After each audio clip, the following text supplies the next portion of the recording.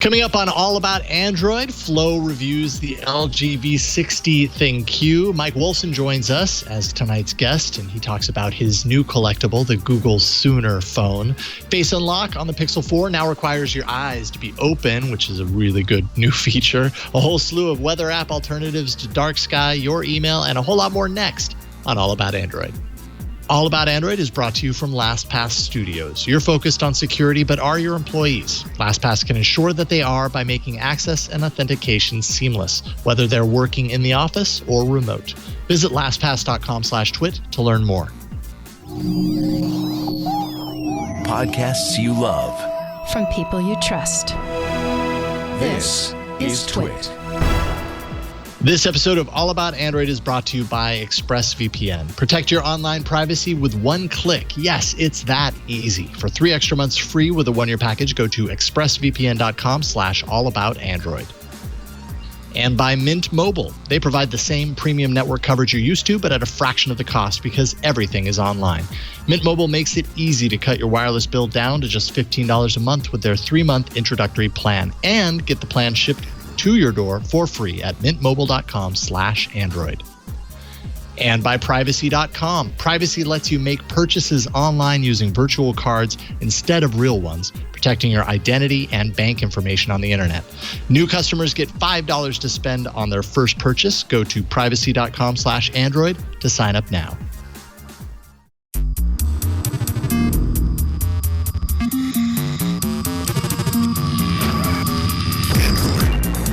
Hello, welcome to All About Android, episode 467, recorded on Tuesday, April 7th, 2020, your weekly source for latest news, hardware, and apps for the Android faithful. I'm Jason Howell. And I'm Ron Richards.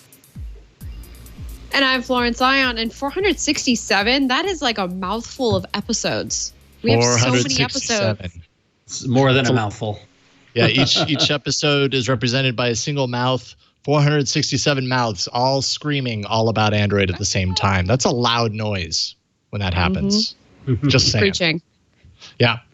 Joining us today is Mike Wolfson, Google developer expert and frequent guest of the show. Usually, Mike, we have you on around Google I/O either before or after, but not this year. Oh, no, not this year. And I'm sad. Yeah. It's ironic. I had decided this year I wasn't going to go to I/O, and I didn't request a ticket or had no plans to go. So it's kind of ironic. Maybe it's all your fault then. Maybe because you decided not to go, it set the wheels in motion for the conference to just not happen. Well, Mike's not coming, so why even bother? Exactly. Once they heard, yeah, exactly. Yeah, because I had heard in the past that the alternative name for the show was Mike I/O, and so when they knew that you weren't going, they're like, "What's the point?" So I'm curious to know though, why were you deciding not to go prior to the event that happened that made us all not go? You know, I have been to 11 I/Os in a row. And it's just expensive, and the difficulties with getting around. You know, at the venue, you have to take Ubers to get everywhere and stand in all sorts of lines. And then, so that's kind of tricky. And then the other thing is, because there's so many people there, I wouldn't necessarily see the people that I want to see. They'd be at the venue, but they might be on the other side, and I just don't run into them because there's 6,000 people. So, yeah, there's a lot of people wandering around. Yeah, all at the same time. I think it's 10,000 people now, by the way, just to, increase on that number. Well, to be honest, now it's 0 people. But fair. It was going to be 10,000 maybe. Fair. It's just the seagulls who live at the shoreline. Yeah, they're enjoying the space right now and the relative quiet compared to what they're used to. So, it's all so sad. I wish that we were going to Shoreline. My goodness, I could totally take go. That. You could. Jason could go. It's probably we empty. Could meet and just stand 6 feet apart, like at least. Stand in the auditorium or the stadium and light a lighter for the band that isn't playing. Or just at that out moment. front. Don't we still have that iPad robot thing that you could go wheel around on and stuff? You know, we actually don't. I think we got rid of that. I can't remember who ended up with that, but if we did, you would have solved the problem. Yes. Well, I mean, then we could have Ron, and then we could have been on the ground, like all about Android on the ground, and then all of us just 6 feet apart. So. On the scene at Google I/O that isn't actually happening. So what did Google announce? You have to be creative in these times, okay? It's creativity will take you far. So true. So true. Well, Mike, Google I/O or not, it's always great to get you on the show. And actually, you're going to be talking about something in the hardware block that I am really looking forward to because you got your hands on the Google Sooner phone. Super curious to pick your brain on that and hear what you think about that. That's like the very first device that ran ran Android, from what I understand. So very curious to hear how you got it and the whole story behind that. But before we get there, we're going to talk a little bit about some news. Let's do it, Victor.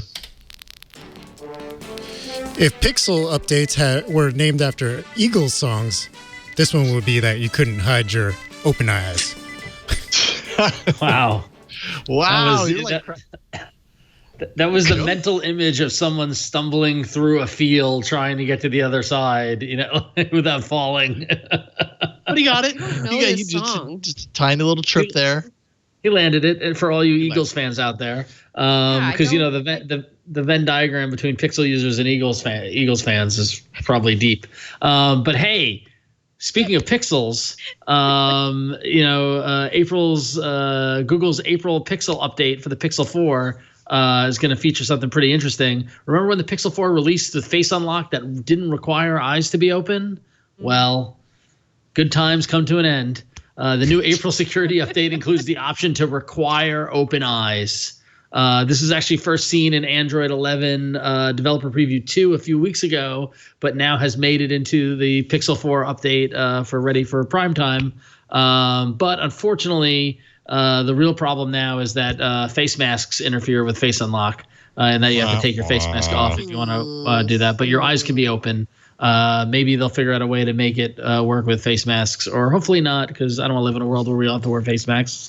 But hey, look, have we ever seen something from a developer preview in an upcoming version of Android jump and make it into the current build? Well, we had from the first developer preview. What was it? There was something in there that soon after ended up appearing in one of the Pixel updates, and off the top of my head, I can't remember what it is. I could go diving through the doc, but I believe that was one of the first times that we knew about it.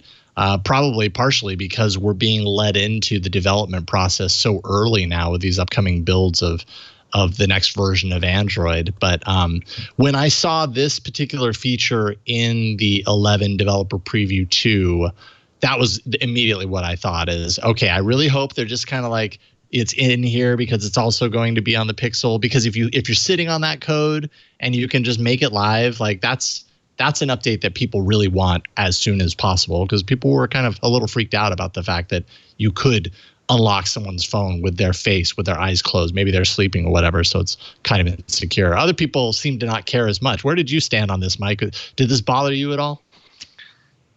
I don't actually use that feature, so it doesn't bother me, but I do expect it would make its way into like regular production soon. It feels like as a quick path. Yeah, it's already there. In fact, I just updated to the April security update on my 4XL. I doubt this is going to work, but I'm going to hold it up there. Down at the bottom, you can see the option right there. I don't have it flicked on because I haven't even looked for it yet, so I'll do it live on the show. It's flicked on. I done flicked it. Wow. Wow. Is it breaking news or something? Was it? Well, I don't know. Do we have the actual breaking news bumper? That's a good question. I think we do. Oh, man. Guys, just throw it down to Victor. We're already dealing with everything. He's too busy listening to the Eagles. Yeah, all right. I have to pause Hotel California really quick. We'll take it easy on Victor. No, but I think it's, if the feature was easy to roll out, and maybe easy is the wrong word, because I bet in this sort of stuff nothing is truly easy. But if all the work and heavy lifting had been done on this, I'm happy that they chose to roll it out now instead of waiting for Android 11, which is another 6 months away before the consumer version of the Android 11 releases. So, of course, that really needs to work. because that's how you're going to access your phone. So it's one of those things that really needs to be reliable. Totally. Now, do you have the 4 or the 4XL, Mike? No, I have the 3A, and I'm holding out for the 4A. Excited about that. What about the 4A excites you, or is it just in general because you've liked the 3A so much and it's done what you need? 3 syllables, headphone jack. Oh, okay. That works for some of us. Not for Ron, but that works for some of us. Low price point. I could probably, I guess, come up with a lot of different 3-syllable. Those are probably the 2 big ones, but headphone jack is really important to me. Yeah, right on. Holding on to the past. I understand.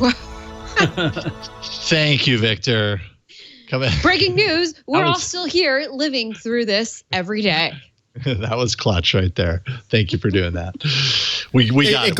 It goes with the Skype lag. So yeah, totally. Yeah, everything's a little laggy today. Apologies, but this is just what you get when you got 4 people Skyping in. Victor's the only one that's truly close to the source of the broadcast, so he'll be there crystal clear every time. What else do we have? Google Pixel Buds 2, which it's just a guess, but I'm guessing that these probably would have seen the light of day right around Google I/O, because Google I/O at this point was supposed to be next month, right, in May. Mm-hmm. And what we're seeing now is that these are starting to appear for pre-order in random places before they get pulled. It first happened last month in February. It happened at B&H. It was a listing that appeared for the Pixel Buds 2. Soon after it was removed, it didn't really give any additional information. So it really, from what I understand, I didn't see the listing page myself, but it may have been more of like a placeholder sort of thing, and it didn't actually give any expanded information. But this most recent one, a pre-order page appeared at, ABT Electronics, or About Electronics in Chicago. It has since been removed, but it had a bunch of details, which we kind of already knew a lot of this stuff anyways, because wasn't this announced at last I/O? It was last year's Pixel event. Pixel event. That's right. They had it listed clearly white, oh so orange, almost black, quite mint. So 4 colors for the wireless Pixel Buds.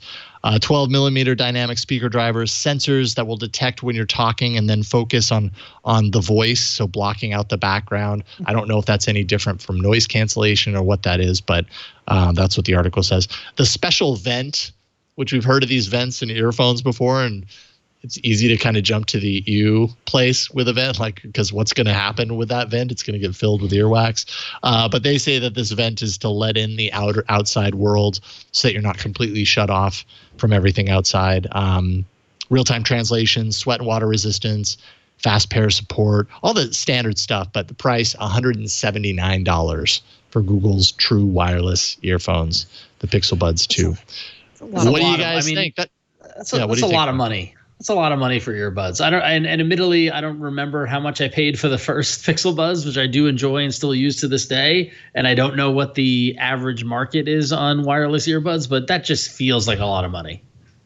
So I would say the average market for wireless earbuds, I mean, it's all over the map, right? Like you've got the really low quality ones that are like in the $40, $50 range. $30. Yeah, I see some for $29. Yeah, you can get them really low, and I mean they do the trick. But like I've used some of those, and there's just things about them, like the fit is wrong, or the battery life is not very good, or and it's strange that I even call this out because this might sound petty, but the kind of the voice that is in your ear for certain things, like here, audio pass through on, or announcing that it's low on battery, that sort of stuff. Sometimes on the lower end ones, I found the voice to be like literally a robot, like low battery, and like louder than anything you're ever listening to. So it's just kind of harsh versus some of the better earphones where it's a really nice, pleasant kind of alerting thing.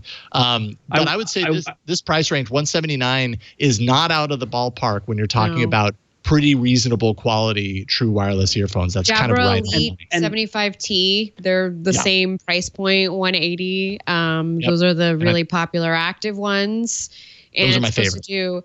But I wonder about the form factor of them. They're not sporty like the Jabras or even the Samsung Galaxy Buds. They're like modern seeming.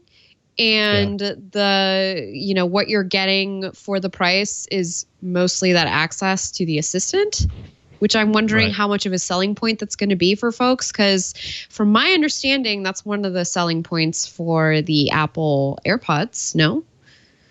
Well, the Apple ones cost $199, by the way. So these are cheaper than those. Yep. $10 difference. Yeah. Ish. Funny, but yeah. I don't know. I'll tell you what's a deal breaker for me is the new design, because as we all know, longtime listeners know, I don't put anything in my ear anymore after getting a earbud stuck in my eardrum. That's fair. So the original AirPods were like the type that they just they didn't go all the way in. They just had a little nubbin that went in. But these are the full. It does the seal, and you're sticking it in your ear, which is no go for me. So. I can understand that. I haven't had one of those get wedged into my ear yet, though, and I'm sure if and when that happens, I'd probably change my tune. But that's my preferred method right now. Told you what happened. It was 20 minutes into a flight across the country. I was flying back from Park City, Utah, back from New York, and just after takeoff, I took the thing out of my ear, and the little nubbin stayed in, and I spent the whole rest of the flight trying to pry it out, and I couldn't. I had to go home and get someone to get tweezers and do the whole thing. I was this close to going to the ER. It was not fun. Yeah. That sounds like a nightmare, actually.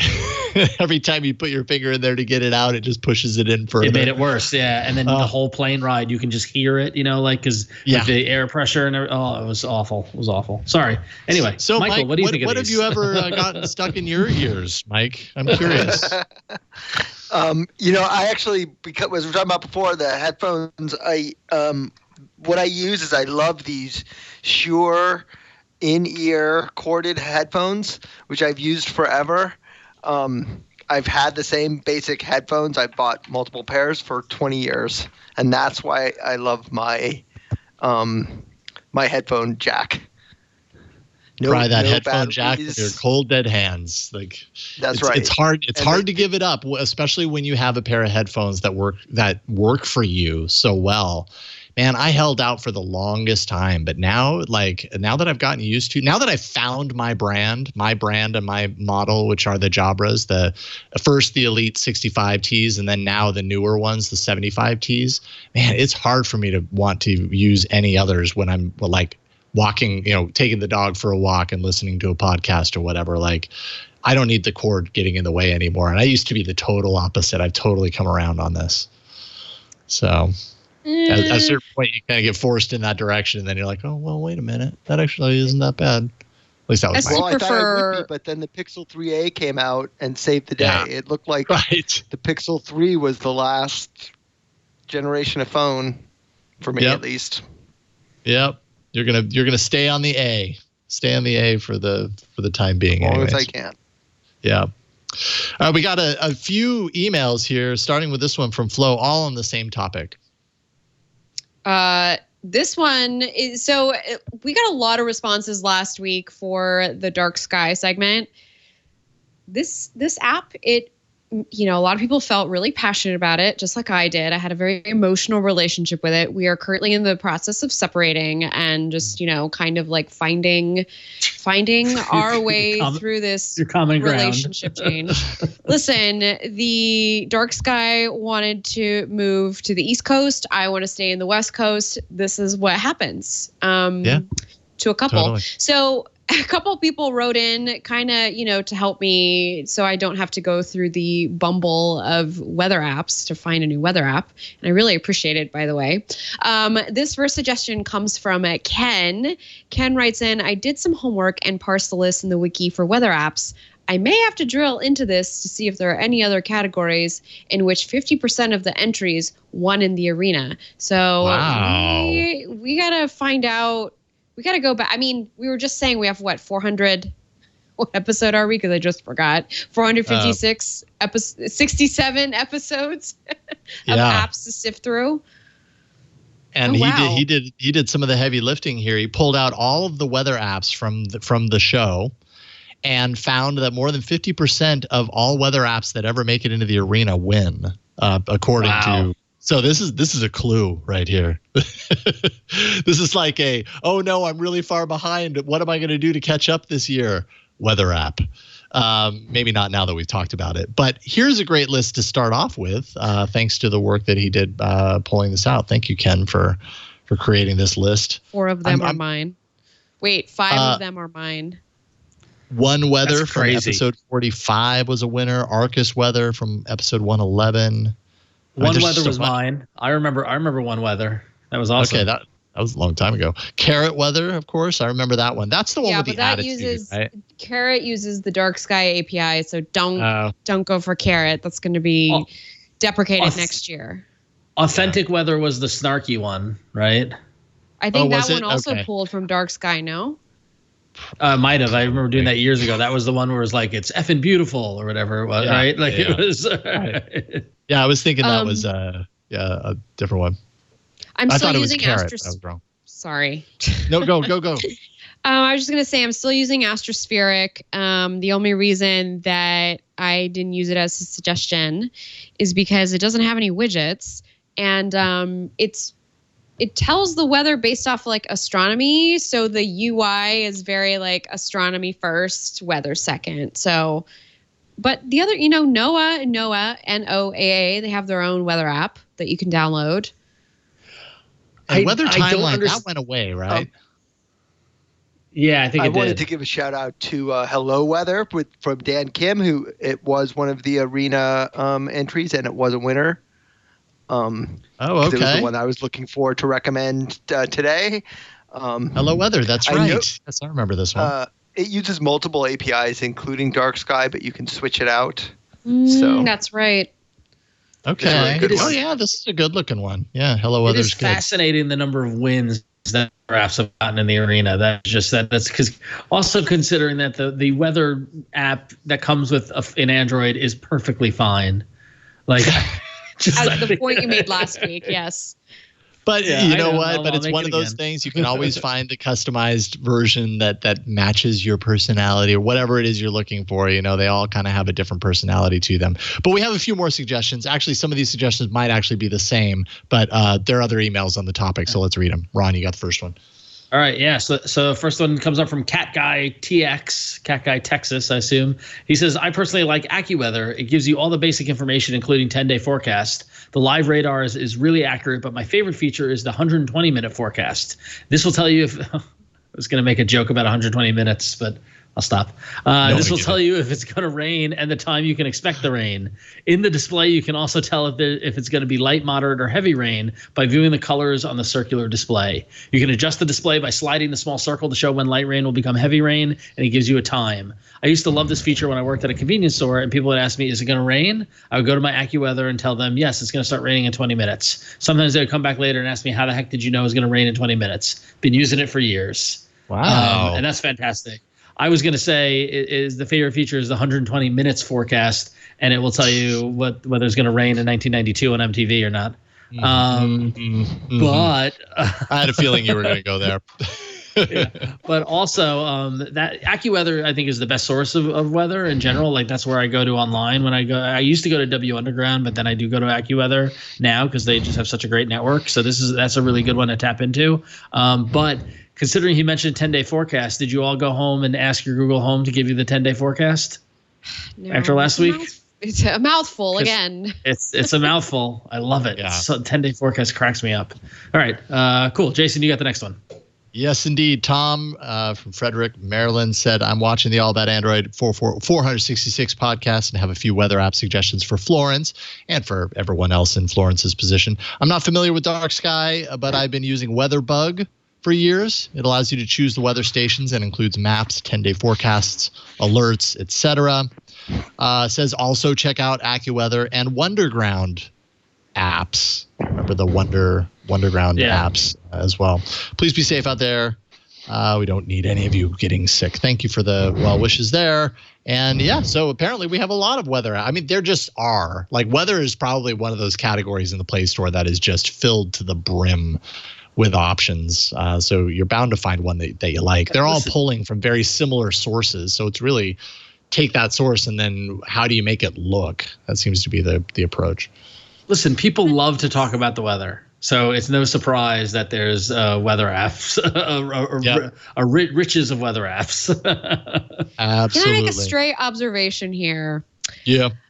Yeah. So I've been watching Columbo, as you do, and there's an episode where he has to find out the weather in the past. And the way he does this is first he asks the people around him. Obviously, I can't do that right now, but back then you could. He asks the people around him, and then he calls the weather station and demands the record for the weather, which he can only do because he has a badge. Oh. I just want to put that out Wow. there. It used to be very difficult pre-apps, and now we have all these apps to choose from. So we're basically all Columbo. Yeah, we're all Columbo at this point. It's a good observation. What the weather was last week? I don't remember anything anymore. I just remember what it looks like in this room. These four walls, they're closing in on me, man. All right, these four walls. All right. Let's take a break and let's thank a sponsor. We're going to thank ExpressVPN for sponsoring this episode of All About Android, because all of us who watch the show, we're all well-versed in technology, and we all know how a VPN protects your privacy and security online, right? Like we all know that. But did you know that it can take your TV watching to the next level by unlocking movies and TV shows that are only available in other countries? Listen, we're all at home. We're looking for stuff to watch. We're bored. Now's the time to break out of the United States, unlock that geofence, and discover the wonderful media that's around the world. It's only a matter of time until you run out of stuff to watch on Netflix. So you can use ExpressVPN to binge on Doctor Who or Star Trek on the UK Netflix. It's super simple. All you got to do is fire up the ExpressVPN app, change your location to the UK, refresh Netflix, and that's it. Now you're in Netflix as if you're in the UK. ExpressVPN hides your IP address and lets you control where you want sites to think you're located. You can choose from almost 100 different countries. So just think about all the Netflix libraries you can go through. Maybe you love anime. The ExpressVPN unlocks your ability to access Japanese Netflix and be spirited away. But it's not just Netflix. ExpressVPN works with any streaming service, Hulu, the BBC iPlayer, YouTube, you name it. There are hundreds of VPNs out there, but the reason why I love to use ExpressVPN is to watch shows, and it's ridiculously fast. There's never any buffering or lag, and you can stream in HD, no problem. ExpressVPN is also compatible with all your devices, phones, media, consoles, smart TVs, and more, so you can watch what you want on the go or on the big screen, wherever you are. And ExpressVPN is just great. I mean, this whole idea of changing your IP address so you can go watch things in other countries is just genius when you think about it. And on top of it, while it's doing that, it's giving you fast access, and it's also protecting you from the outside world, the threats that can come in. The VPN is your block to all that. So ExpressVPN is the way you want to go. So you want to go visit this special link right away. Go to expressvpn.com/allaboutandroid, and you can get an extra 3 months of ExpressVPN for free. So support All About Android, watch what you want, and protect yourself at expressvpn.com/allaboutandroid. Thank you, ExpressVPN, for your support. All right. And now we've got some pretty awesome hardware to talk about. Let's do it.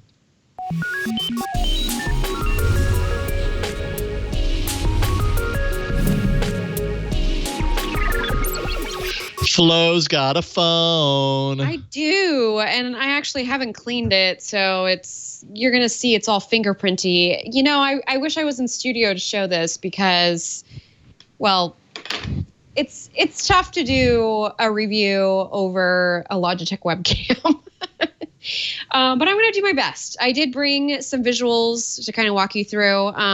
So I have here in my hand, we teased this phone last week, the LG V60 ThinQ 5G. So I just want you to chew on that mouthful. I know there's throwing a lot of mouthfuls at you today, but it's kind of the theme. It's the theme I've got going on right now. From the branding geniuses at LG. Yes. And I kind of want to say this phone sometimes feels like a mouthful, just tangibly. It feels like a lot sometimes, but the nice thing about it is when you're feeling like it's too much, you can just take that excess screen off. So the V6 ThinQ 5G, it bills itself as a dual screen device, but I think it's kind of a poser. And I will get into why, but first I want to read a couple specs off for you. So just so you know what we're working with here, we have the V60 has a 6.8-inch OLED screen. That's the main screen that we're talking about right here. It's a resolution of 2460 by 1080. So it's 1080p, which has some people complaining because it's only 403 ppi, which that's a phone that you would have gotten a couple of years ago. That's the resolution and the pixels per inch that you would have gotten. But this day and age, a little higher. So I think that's why some people are kind of like, but I can't really scale the difference. I can't really tell. I've been binge watching video on this in particular. And I will show you how I did that in just a bit with that second screen. Inside, it has 8 gigs of memory, 128 gigs of storage, which is quite a bit. Qualcomm Snapdragon 865, up to 2 terabytes for that micro SD expansion. It's got a rear camera of 64 megapixels with an aperture of f/1.8. It's also capable of 8K 24 frames per second video recording, which is pretty great, although I can't really tell because I have nothing to play it back on. It also has a second rear camera of a 13 megapixel f/1.9 aperture and a 117 degree field of view, and a front camera that's 10 megapixels with an aperture of f/1.9 and a 72.5 degree field of view. It's got that wide angle look, but I'm going to tell you it's not super drastic like the way maybe previous LG phones were, which I like. So it's kind of nice and subtle, like the kind of wide angle that you would get on a SLR lens, for instance. It has an in-display fingerprint sensor, which not the biggest fan of it. I never use it because I just find it to be really finicky to use. Maybe it was the way that I registered. As you can see here on the screen, for those of you watching the video, I took a quick little video with my other phone of setting up the fingerprint scanner, and it just felt really slow, and I just can never quite place my thumb on there the right way. Maybe it's because the phone is too big for me, so the way I handle it is kind of weird. But anyway, I never use it. I just use the pattern unlock. So that's what's going on with the V60. It has a headphone jack, which is going to make a lot of people really excited. You can plug in your headphones, or you can use Bluetooth if you feel like it. Quad DAC, really high quality speakers. I feel like this has the quality of, a freebie Bluetooth speaker that maybe you have around the house. So it's the kind of thing that you can put, next to you as you're folding clothes, and it sounds just as good as maybe almost as good as turning on a home mini. Not exactly bass in that sense, but it's good for walking around the house. 5,000 milliamp battery. It took me a really long time to run this down. It took me maybe almost 5 days of just leaving it on standby. I will say that once you tack on that extra screen, the battery starts to really deplete a lot quicker than it would on its own. So just something to keep in mind. IP68 water resistance, and it comes in white and blue. I got the pretty white version, which you saw actually in the photo slideshow that we just went through. And then there's the blue one that a bunch of other folks have out there. I am more partial to the white one. It's pretty, it's pearlescent. It looks really good on its own without the case. So let's talk a little bit about that dual screen. So I kind of said that it was a bit of a poser. You have to buy that screen separately, so it doesn't come immediately out of the box. It's an extra $100 to $150, depending on where you're buying it. The phone is already between $800 and $900. Again, depending where you're buying it from. So it's a little bit cheaper than maybe the Galaxy S20, if you were thinking about that. When you put the phone inside the case, it connects via USB-C, and that's how it accesses that second screen. And so from there, you can touch the screen and kind of command it with gestures as you would with the main display. So the back button, back gesture works the same. You double tap to turn the screen on, double tap to turn it off. There is a bit of a weirdness when you do that stretching of the screen or that expandability, it's not as seamless as I thought it would be. There's a little widget that floats around on the screen that you can tap, and that will give you the options that you have inside the app for that dual screen ability. And if your app doesn't allow for the dual screen ability, you will not see that expanded view button, which is kind of a bummer. So you'll find out quickly there's not a lot of apps that work with it, which just makes you feel like, okay, well, I guess I just have a second screen. That expanded view, by the way, is called the wide view option.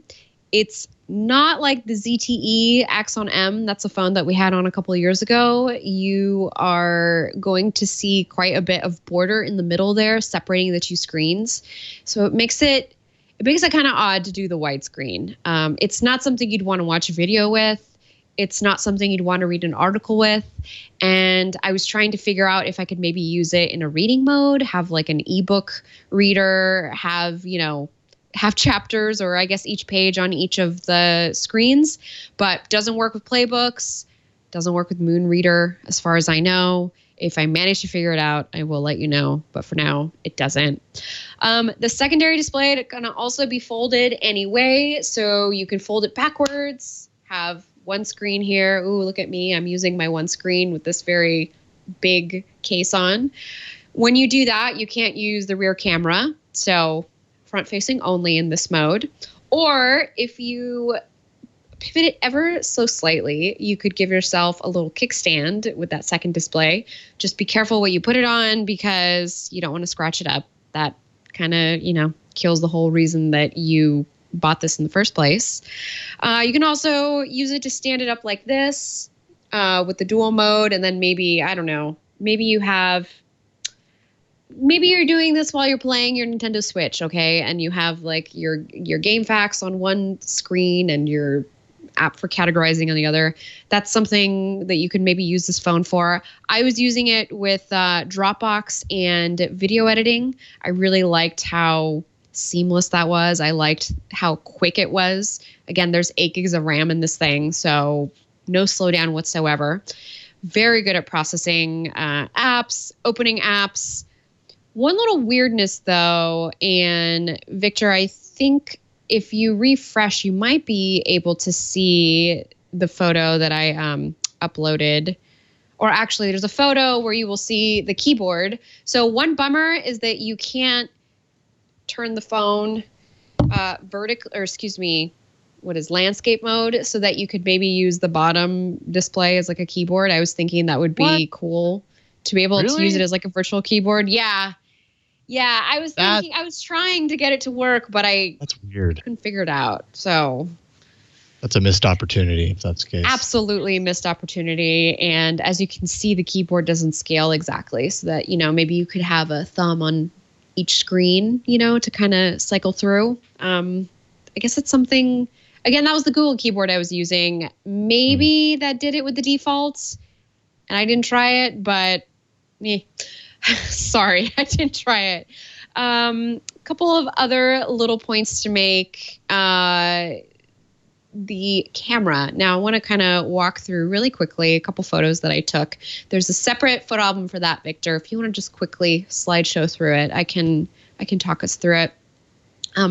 Also, just have to tell you, there's gratuitous baby pics in this. So this is the opportunity that you get to see Mona here on screen right now. If you're watching the video display.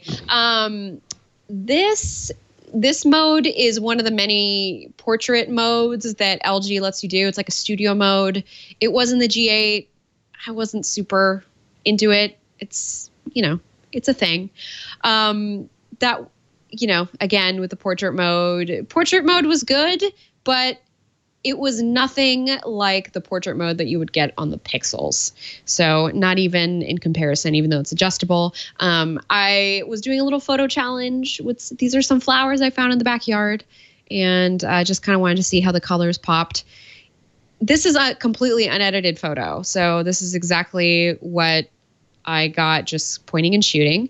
There's a little AI that comes into play, and it adjusts all the exposure, everything that you need from the photo to take a photo. And this is kind of what comes out.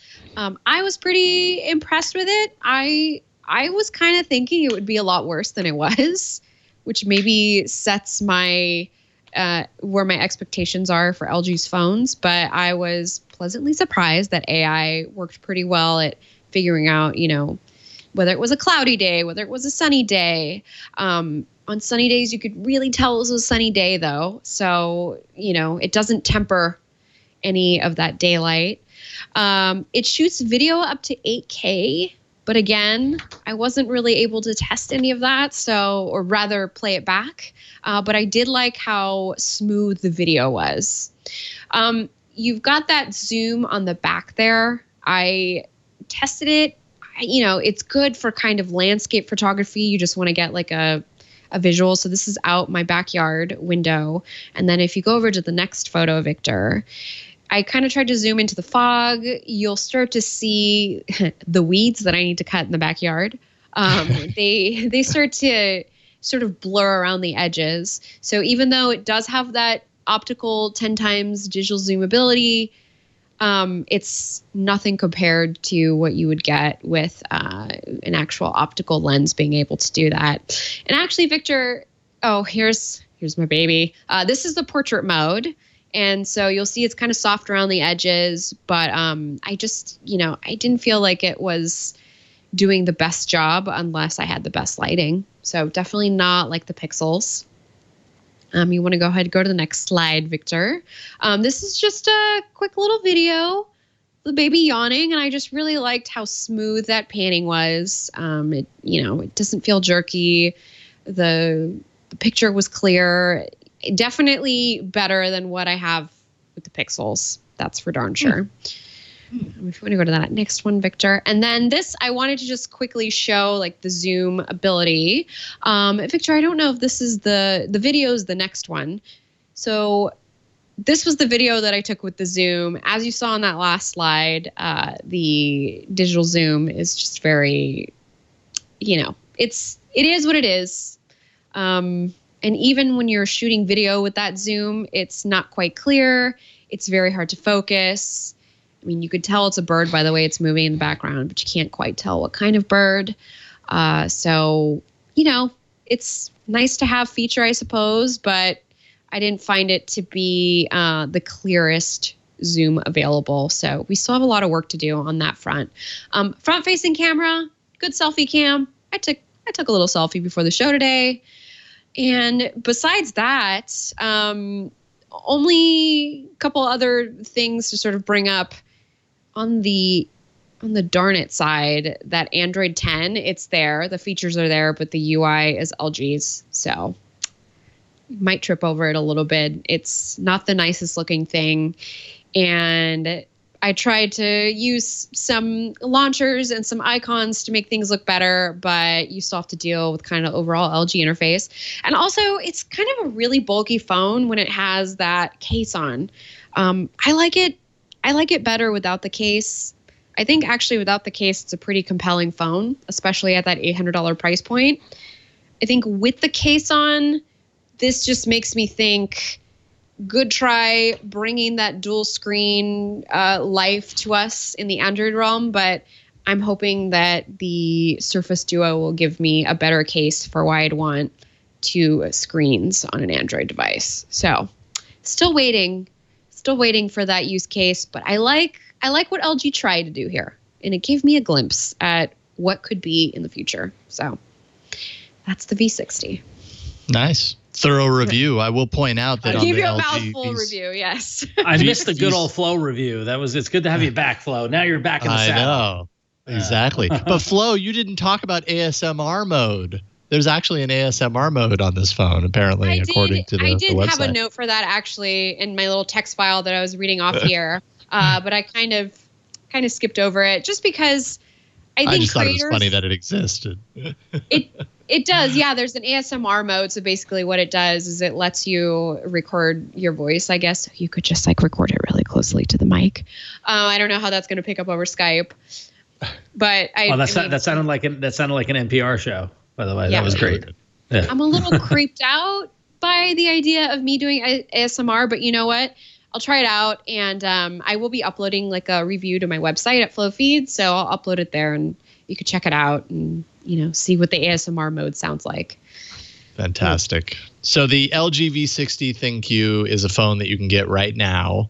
The Google Sooner is a phone that, it was basically the first Android phone.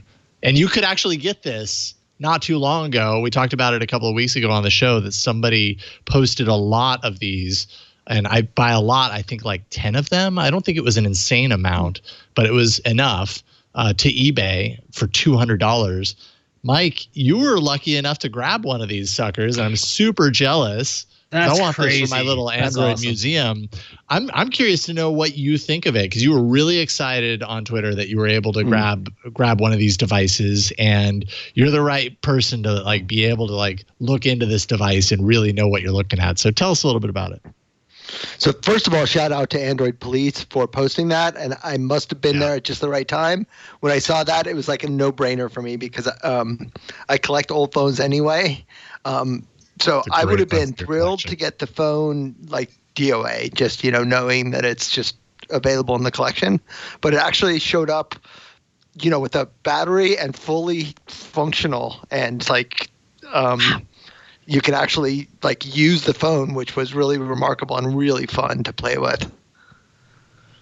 So what were you excited to kind of like dive into first? Like, I have to imagine the version of Android that's on here is it a version that we've never seen before, or like what did you find when you powered this on? Yeah, for sure. I mean, this is a version we've never seen before because first of all, this was the phone itself. I'm sorry, I didn't even like kind of show it. And it's all smudgy.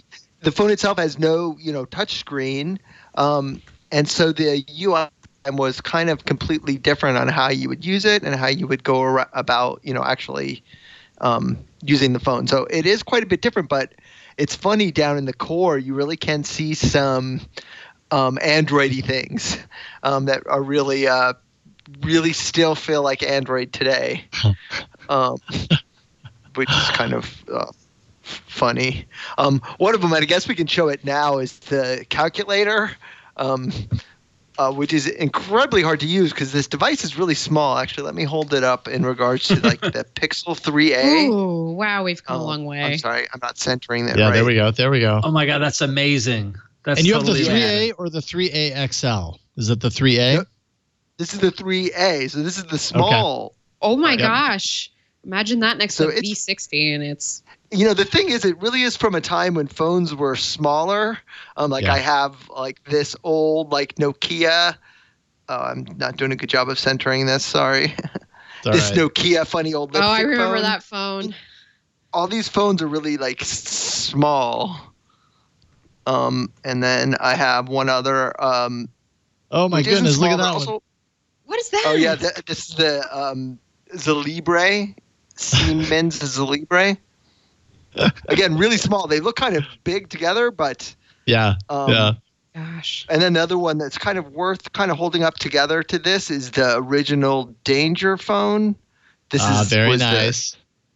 And if you I was thinking about. Oh, I'm doing a terrible job of keeping these centered. Sorry.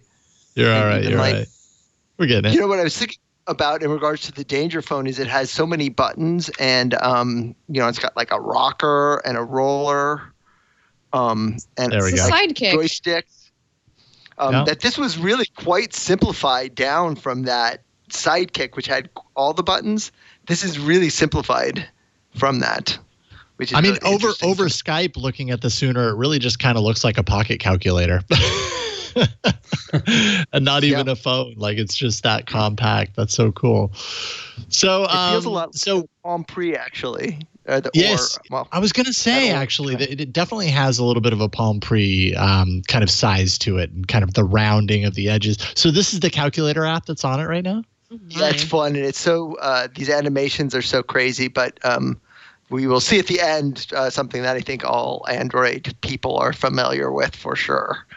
There you go. Calculator is not responding. Activity not responding. Force close. And you can't just tap that force close because it's not a touch screen. So you got to go up to the little jogger. But that is very much the core of Android right there. I thought, like that particular screen I've seen so many times in my life. That's a very developer centric thing, and very much Love it. Android centric. The wording and everything, it's so fun. So That is amazing. And so were you surprised when you got it and it actually powered on? Like, was there battery charge, or did you have to wait for it to charge? Oh, no, battery wasn't charged. I had to charge Okay. it. Of course, fortunately, it came with a cable because it has the USB-A or whatever, 2 generations back.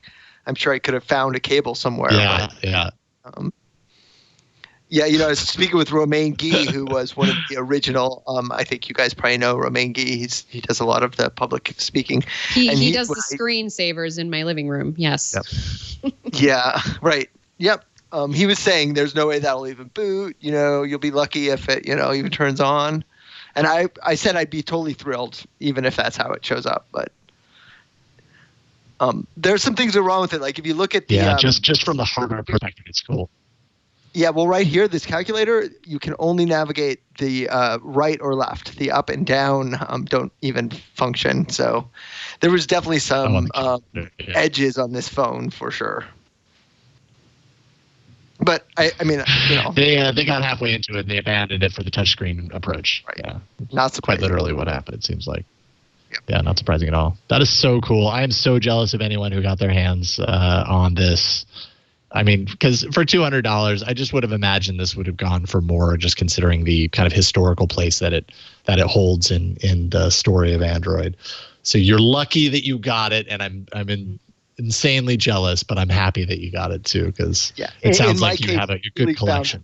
So absolutely, couldn't have found a more happy recipient.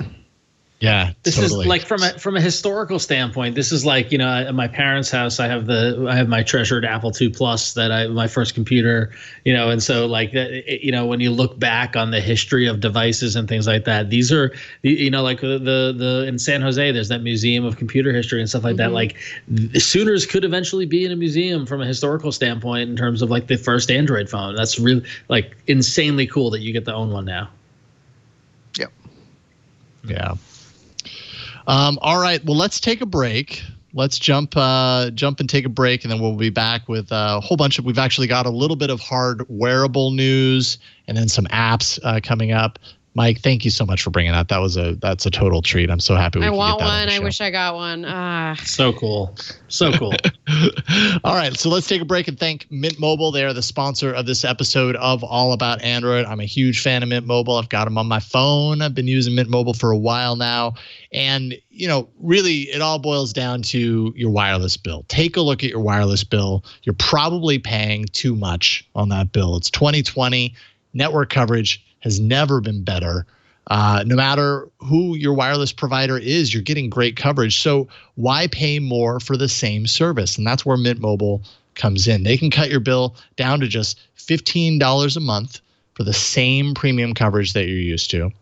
And, that might seem like, it's too good to be true, right? Like that's such a difference from what we're used to paying, man. When I was on Verizon, I feel like I was paying like multiples more than that for my service. This was a couple of years ago, but still big difference in price. And Mint Mobile, I mean, their service is amazing. Their price is amazing. It really is as good as I'm telling you. And the beauty of it is you're doing this all online. And that's because Mint Mobile really reimagined how you buy wireless. They took it online so that they could pass the savings on to you. They're not paying for an expensive retail store. They're not paying for overhead. So they pass that savings on to you.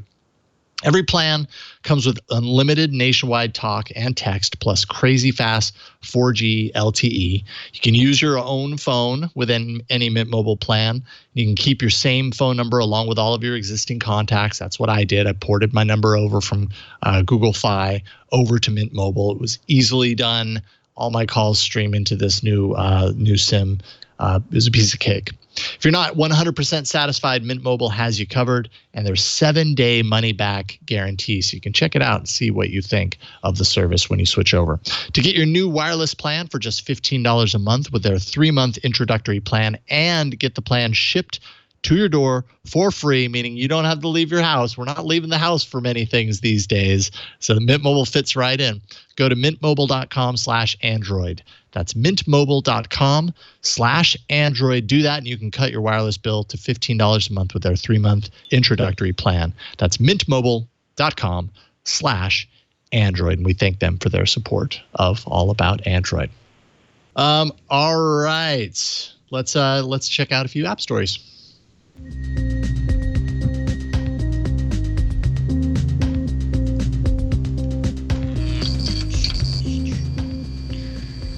Starting with you, Flo. Yeah, I don't know how you guys are feeling about YouTube Music. I am a little. I mean, we have talked about how we feel about it on this show, and as you know, we grow increasingly. As we're getting closer to YouTube replacing our fair Google Play Music, I feel like there's just an inevitability that we just accept what's happening. So YouTube Music keeps getting updates. And this one is an effort to make the Google Play Music users a little happier. So before you would go to YouTube Music, you would go to an artist page, and it would show you other artists that you've also subscribed through. Well, now the subscription buttons houses all of your subscribed to content right there in YouTube Music, which I realize sounds like a complete no-duh. It's probably huge why no-duh. this change was made. So now artists, now you know exactly who you're listening to.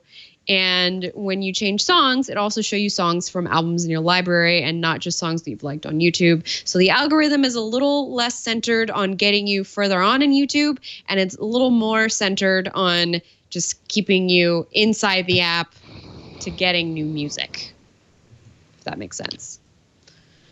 Yeah, it's making things a little bit more obvious that, like, when I go into YouTube Music right now and I see, I go into the artists and it's just the artists that I've subscribed to in YouTube. That is not at all what I'm expecting to find there. Like, I want to see my whole list of artists. Mind you, my catalog from Google Play Music is not moved over yet, as is, I think, most people right now. That switch just hasn't happened yet. So they're getting better. They're getting closer. I still don't know how I feel about it. I'm curious to know where you stand on this, Mike. Do you have a music app of choice, and is it one of these two, or is it the S one? Always used Play Music forever. Until we are moving to YouTube, and then I recently started using Spotify. The only thing that comes to mind as I see all this is that the YouTube Music has a dark themed mode, which matches Spotify quite a bit to me. So I wonder if that's intentional, or instead of being light mode. Right. Yeah, Google's been doing all the lifting of making all their apps have a dark mode. But you're right, the YouTube Music, does it even have a light mode? Is it just all dark? It's all dark. I've never seen it light. Yes. Yeah, I think it's all dark. Spotify's None all more dark black as well, which is unusual. Yeah, it wants you to think that it's all moody and stuff. Yeah, to match the music on. I don't want to hate it, and I feel like I'm being set up to hate it, and it's just I don't know. I feel like this is the slow march towards Spotify, but who knows? Maybe if YouTube Music really does come through on bringing the library over from Google Play Music. I mean, they are adding the features that they said they were going to. They're getting there. It's just, man, it's taken like 2 years. It's kind of crazy how long it's taken. I still don't have any of my music over there, and I just checked now. It's still all my YouTube stuff. Stupid. So annoying. Wah, wah. Wah, wah. Well, what's also unfortunately annoying, I don't know, it depends if you have brand affinity for Hangouts. But if you're the number one fan of Hangouts, I've got bad news for you. Your days might be numbered. So Google support doc shows that Hangouts Meet is likely to be rebranded to Google Meet. Hangouts Chat and the consumer Hangouts app would still remain under the Hangouts name. But that leads to speculation that could Hangouts Chat be renamed Google Chat? And would that be too close to the old G Chat that everybody loved? Google said in the past that its plans to move users of the consumer version of Hangouts to Hangouts Chat at some point. So are these, kind of a sign, the death of Hangouts Meet? Is that a sign that Hangouts as a brand name is gonna happen sooner or later? I think it's inevitable. I think they need to. In fact, I'm surprised they haven't just cut the cord and just killed Hangouts as a whole thing. I think Google Meet is a great name, by the way, and I've been using it for because it ties right into your calendar. If you use the Google App Suite, I've been using that to schedule meetings and using it for video calls, and it's been working like a charm. A lot better than some of the other video conferencing I've been using during the day for my day job.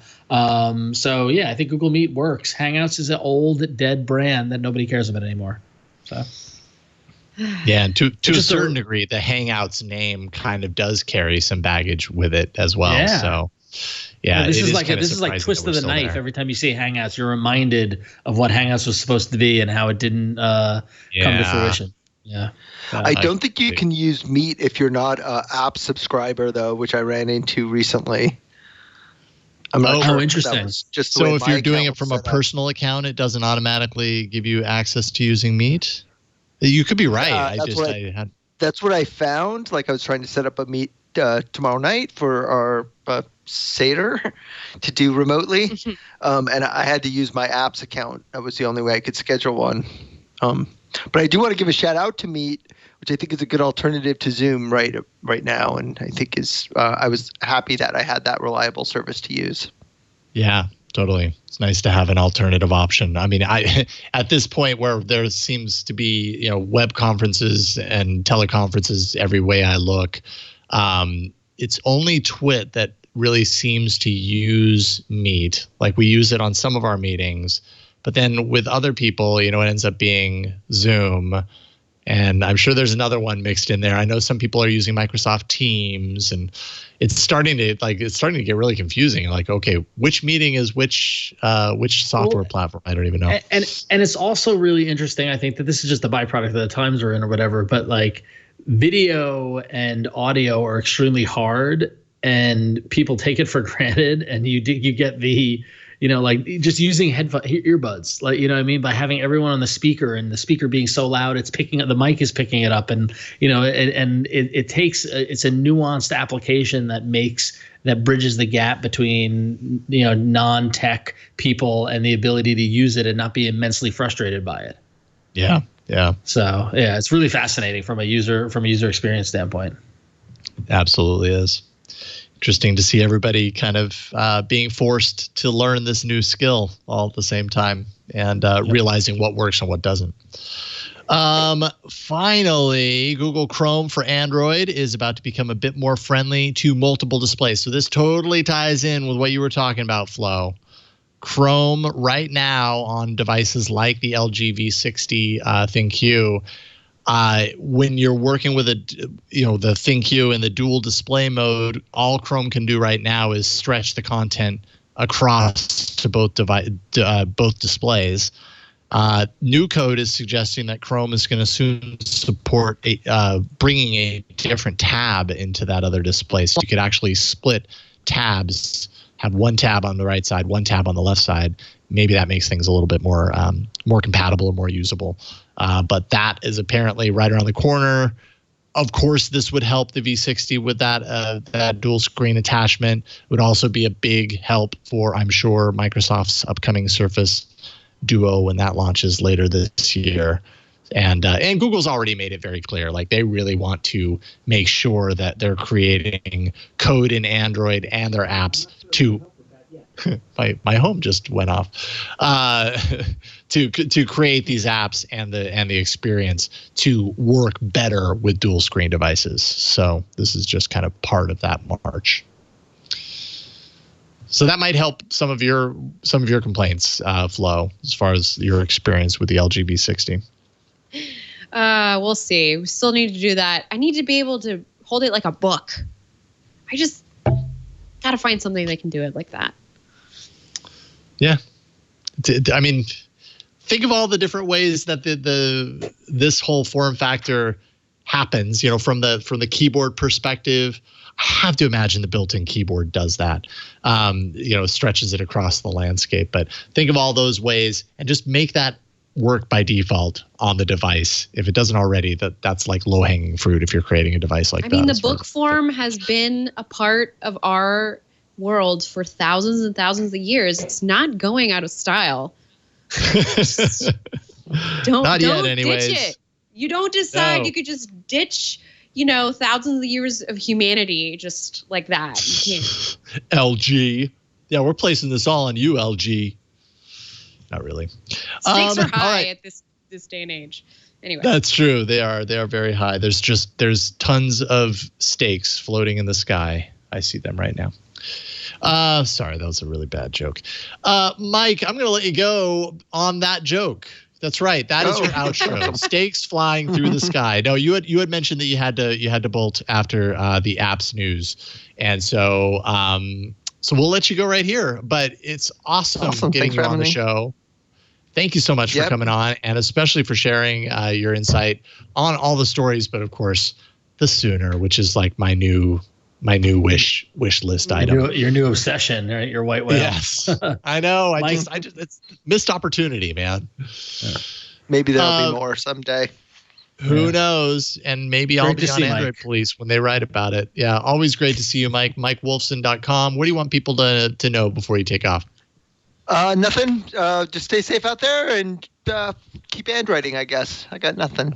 Just happy to be speaking to you guys again. So nice to be out, even virtually, if that's the case. Absolutely, man. Always a pleasure. Let's get you back on soon. Take care of yourself. Stay healthy. And we'll talk to you soon, Mike. Take care. Awesome. See you. Thanks again for having me. All right. Bye, You bet. Mike. Bye, Mike. All right. Let's take a break. Thank the sponsor. And then we will jump into the arena and bring 3 new apps to your phone because you install them all, right? I know you do. This episode of All About Android is brought to you by Privacy.com. You don't use the same password everywhere, do you? So why use the same card number when you shop online? Especially right now, we're doing a lot of shopping online. If you're buying anything, you're probably buying it online. Privacy.com gives you a brand new virtual Visa or MasterCard number for every purchase that you make online. You can download their browser extension from the Chrome Web Store, or they have an Android and iOS app, and you link your virtual cards to your U.S. checking account or debit card. And that enables Privacy to take control of your finances with you. So you can do things like set a spending limit. You can set a spending limit on a particular virtual card. So you can control your subscriptions, control reoccurring payments. Basically, you say at this point, at this number, no more charges can be made on this card, and it stops. You've reached that limit. It won't happen. Never worry about forgetting to cancel your subscriptions or your free trials ever again.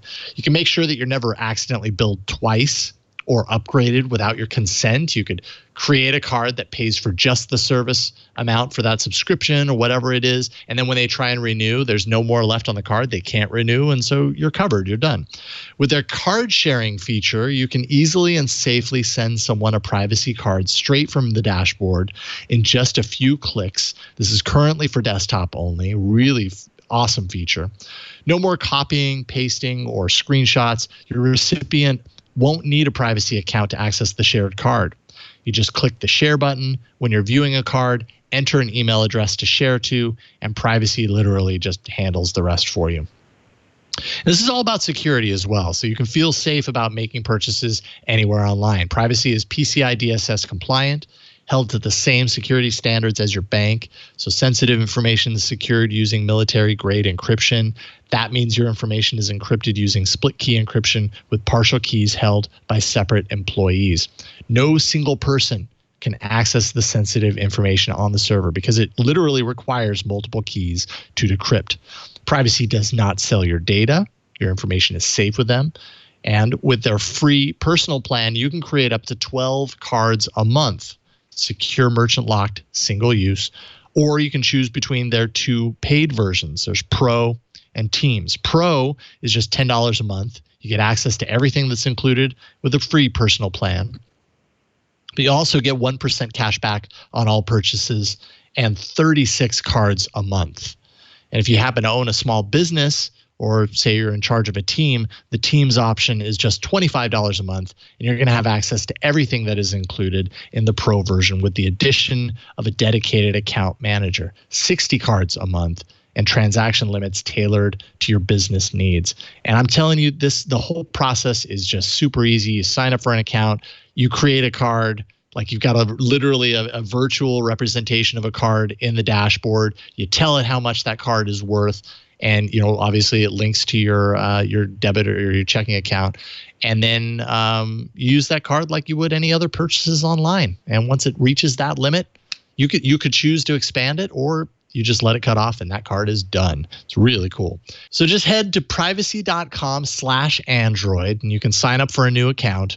As a special treat for our viewers, new customers will automatically get $5 to spend on their first purchase for a limited time only. And that is free money right there. So go to privacy.com/Android and sign up now. We thank Privacy for their support of All About Android. All right, it's time for the arena. So many enter, but only one lives. Android Arena. Android Arena. Last week's poll. Holy cow! This was a 4-app race. Really super close. And looking at it right now, it looks like X Icon Changer wins. Ekes out a win at 29% of the vote. Let's see here. Second place is it Hobby? I can't remember. Hobby or Hobie? Hobby. Hobie. I say Hobie. Okay, yep. 27%. So you got second place win on that. Missile Command Recharged, third place at 23%. And Live ATC was Ant's app, fourth place, 20% of the votes. So with 13 weeks of voting and that last place placement, our good friend Ant Pruitt is in last place in the standings with 23 points. Guests are in third place with 26 points. I'm in third place with 27 points. Flo is in second place with 28 points.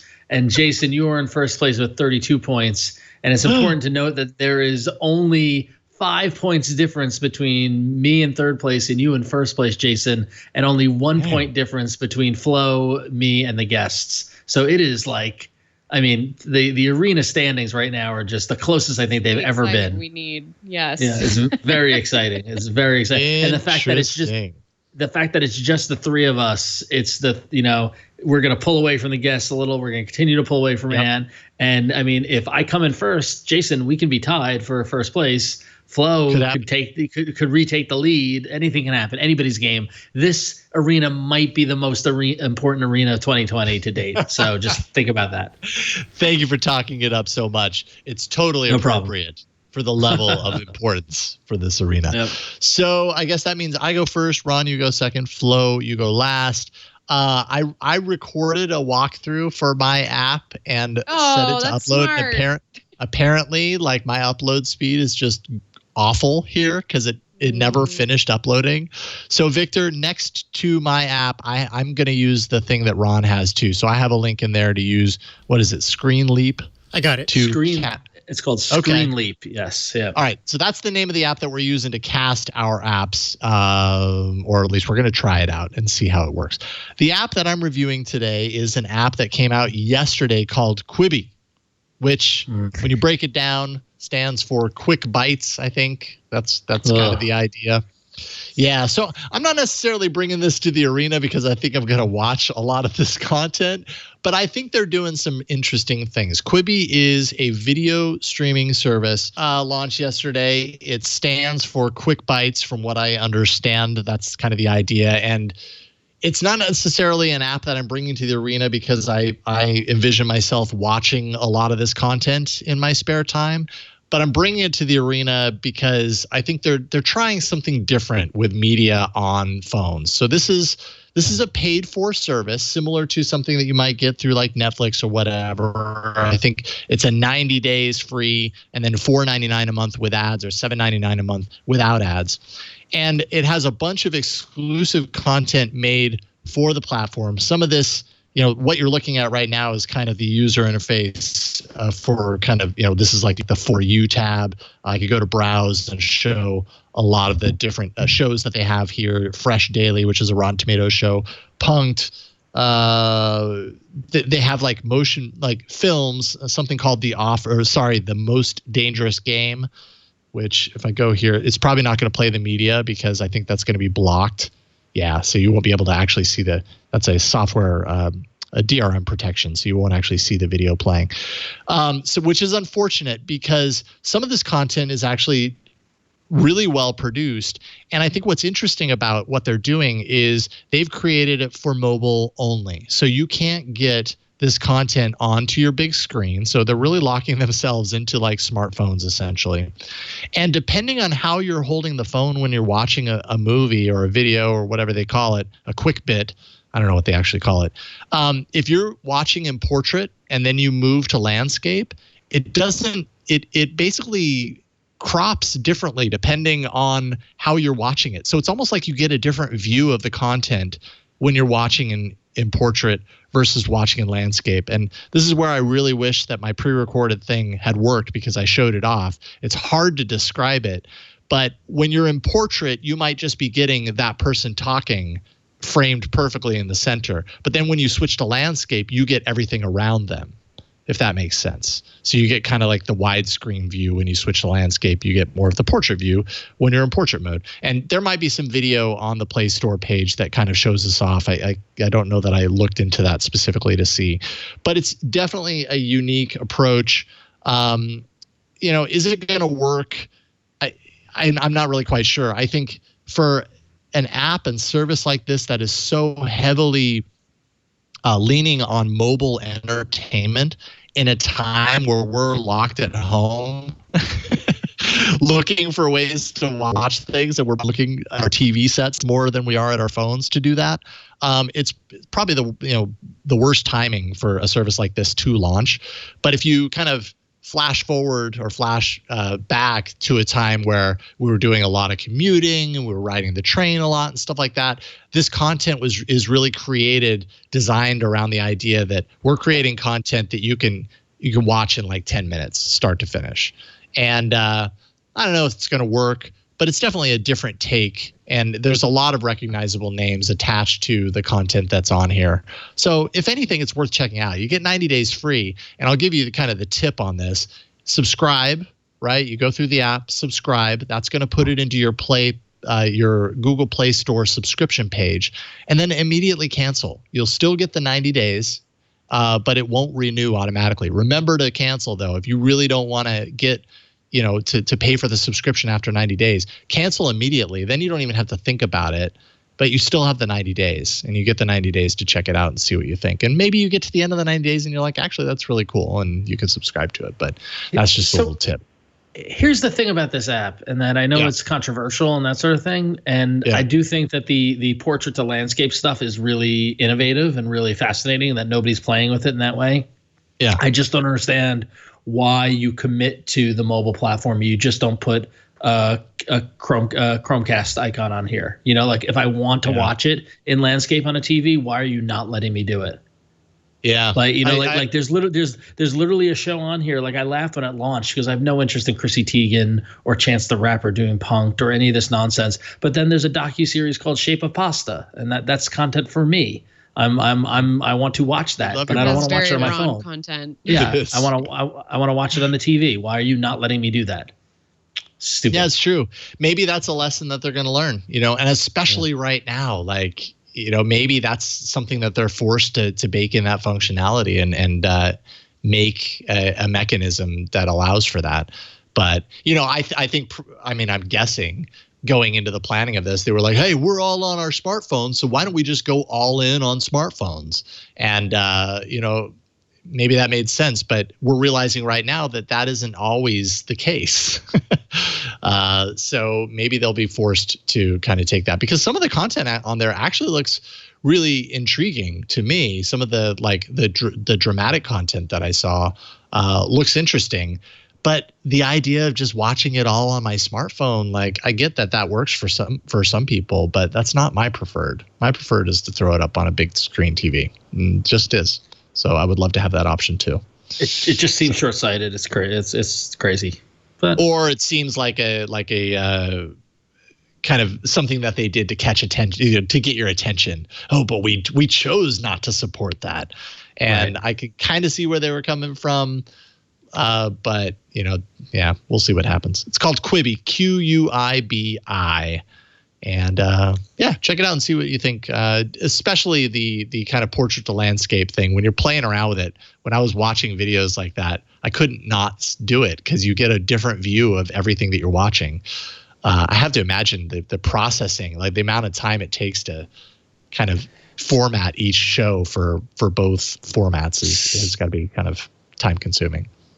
Well, yeah. So I mean, I'll let you in on the trick. It's if you shoot everything at 4K, it's so high resolution, and that as long as you do the shots and you set up the shots so that there's a singular person in there, that it can you like imagine almost in your viewfinder you have the landscape shot and then the portrait shot, and as long as you're keeping the primary subject in the portrait thing, you're catching everything else around the landscape thing, and all they're doing is. And it's almost as if it's like choose your own adventure. There's two streams of video. And so they're using their logic to say, okay, it's portrait, show stream A. Oh, it's landscape, so show stream B. That's how they're doing it. It's not super magical, but it's just the fact that no one thought of it or no one has like done it. So they do get points for being innovative in that regard. And not just that nobody has done it, but nobody's also like spent the time to create a whole content channel around that delivery mechanism, which is really what a large part of what they've done. It's not just the fact that it does that, but they've created content that's tailor made for it. So that's a gamble, and we'll see if it actually works. But it is intriguing nonetheless. So all right, Ron, you're up next. Cool. So, I love my utility apps, but we've talked a lot about dark mode and things like that. But one thing we lost in the whole dark mode conversation was brightness control. Whether you have dark mode on or dark mode off, different apps work on different brightness levels. And I found sometimes there's some apps, too bright, and I want to turn it down and that sort of thing. And while I do have the adaptive brightness on my phone to pick up the light around my environment, there are some apps that I find myself always adjusting the brightness back up to turn it up for whatever reason. And then when I saw this app, actually ran into it this morning and quickly scrapped the app I was planning to show because I thought this was so interesting. It's called Brightness Manager, Brightness per App Manager. And so essentially what it is it allows you to, and there, look at that. You can see my screen. How cool is that? It allows you to specify the brightness for every app. So this is showing all the apps I have installed. And let's say for Amazon Kindle here, you can turn it off or turn it on by just tapping the little switch on the side. I'm going to turn it on, and when I turn it on, it brings up this little dialog, and I can choose to have it be auto brightness, or I can turn auto brightness off, and I can set the brightness level myself by just scrolling on this little guy. Also, very cool UI kind of interface. You see the horizontal scroll bar, how it kind of like bends when you do it. Like that is such a neat little trick to show that you're actually controlling that line. I thought that was pretty neat. Good design. But yeah, so you can specify the brightness level for that app, and it will save it. And so when I go to the Kindle app, it will, it's hard to tell here, but it will adjust the brightness to the level that I set to. So I got to turn off the auto brightness. There it is. But yeah, so that is Brightness Manager. It's pretty cool. It will actually, oh wow, I did it and it's hard to tell, but it just adjusted the brightness back to what my setting was, which was kind of cool. So sorry, I know I'm flashing around to the apps a lot, but I'll show you. So we go here, and it's not coming through on the screen. Anyway, so trust me, the brightness is adjusting. So you're able to do that. If you go into your settings, you are able to, you can enable the default brightness setting there along at the top. You can also do a notification when you're adjusting the brightness changes. And of course, they have a dark mode for their own app as well, which, every good app needs. It's pretty simple, and it gives you that little control. The switch up at the top basically turns off the app completely. So the controls that it's doing won't overwrite what's going on with it. So it's a single switch to turn it on or turn it off. And you can see up in the notification bar, I have Brightness Manager is running. So if I turn that off, the little notification goes away. So yeah. So Brightness Manager, get granular app level control over the brightness of your apps on your phone. Nice. And it's brightness. 99 cents in the Google Play Store. But Victor, I see what you're doing, by the way. That was very clever. But 99 cents in the Play Store, and it's totally worth it. And you support your devs, and it's a great way to get more control over your phone. Ron was in dark mode there for a second. I was. Very nice. Brightness Manager. Check it out in the Play Store. Good pick. All right, Flo, what is this? What you got?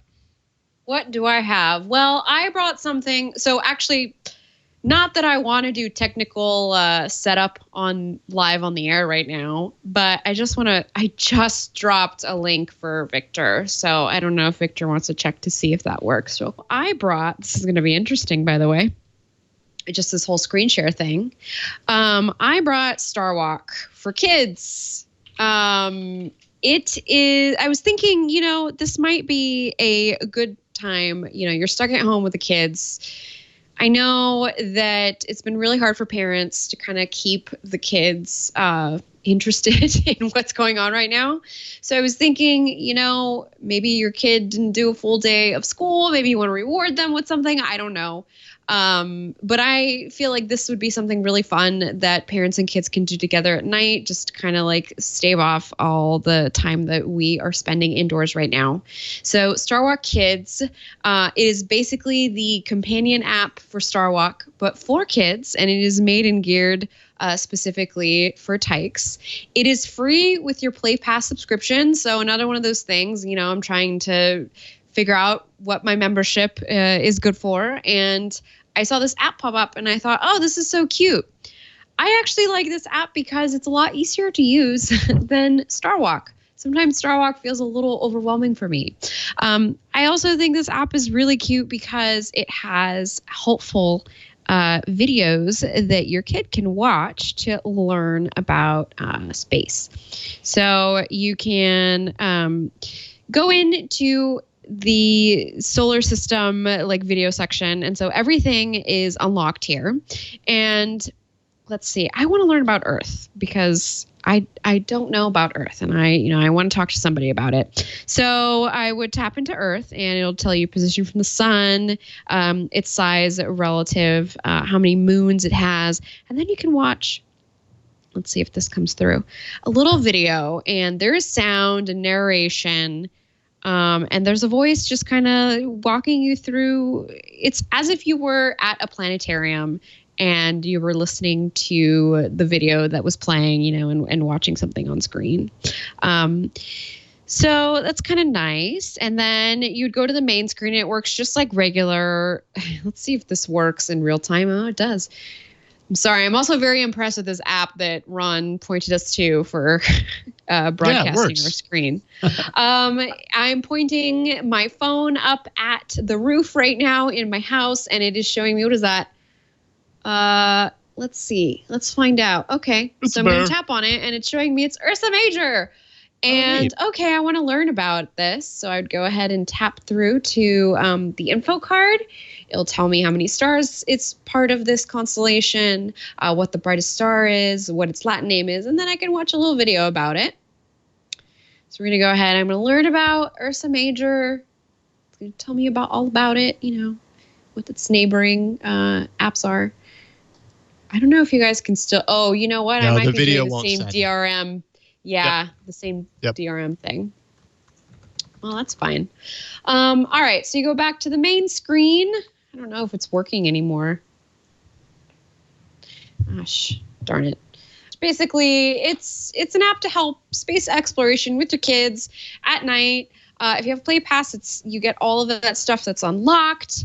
And it's just a fun way to explore space. And if you are, like me, sometimes a little overwhelmed by Star Walk, this is also nice because, as you could see, all you have to do is tap on the constellation or the planet. It'll tell you about it, and you can quickly learn about what is up above.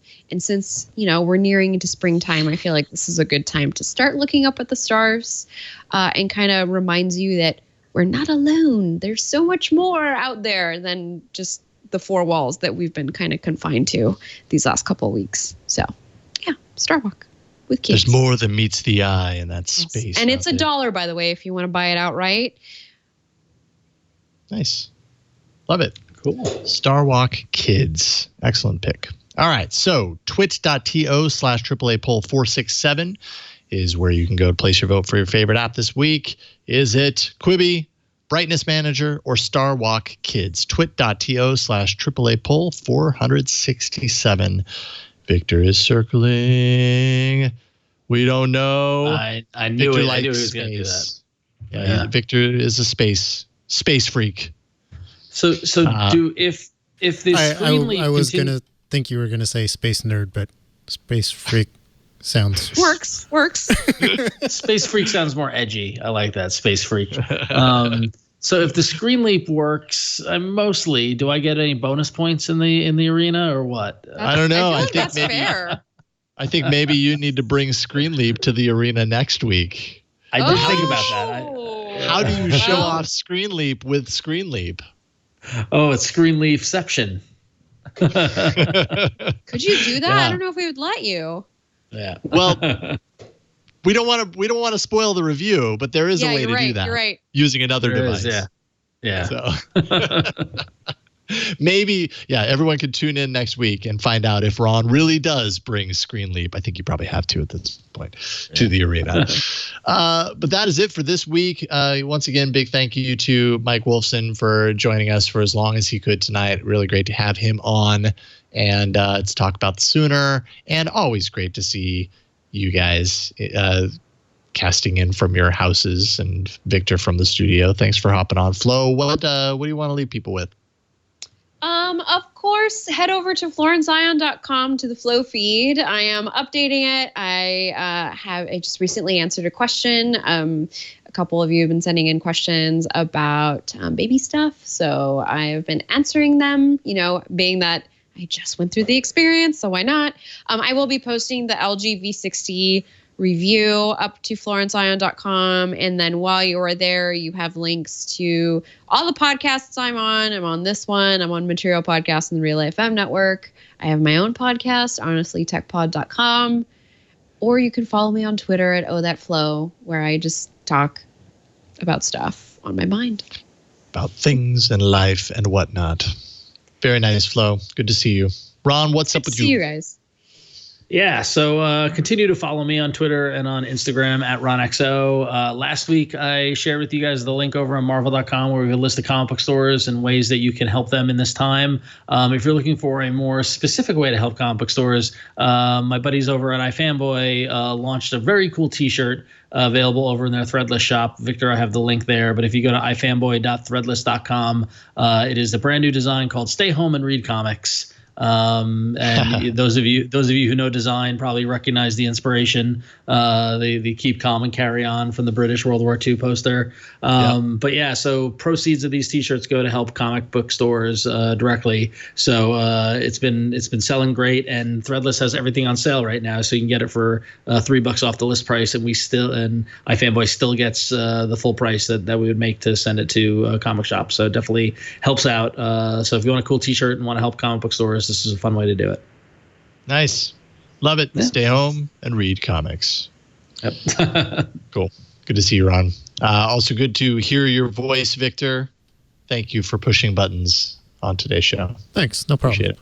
Appreciate it. You can find Hands on Android, twit.tv/HOA. Last week's episode was basically a look at the S20 and how I like to set up my Galaxy devices when I get them, undo some of the stuff that Samsung does on there. So that's twit.tv/HOA. Got a new episode coming out this Thursday that you can look for. A bunch of free media that you can find for Android right now to kill the time. That's this Thursday. Also, Tech News Weekly with Micah Sargent And we're busy booking that up right now, so we have some great interviews for Thursday's show. But that is it for this week. This show publishes every Tuesday evening once Victor is done making it all ready for your eyes and your ears. twit.tv/AAA is the show page. Go there and you can find all the ways to subscribe to All About Android. Audio, video, there's links to the YouTube channel. Everything you need can be found right there. That is it for this week. We appreciate you guys coming back each and every week. We hope you're happy. We hope you're healthy. And we will see you next time on All About Android. Bye, everybody. Bye. Bye.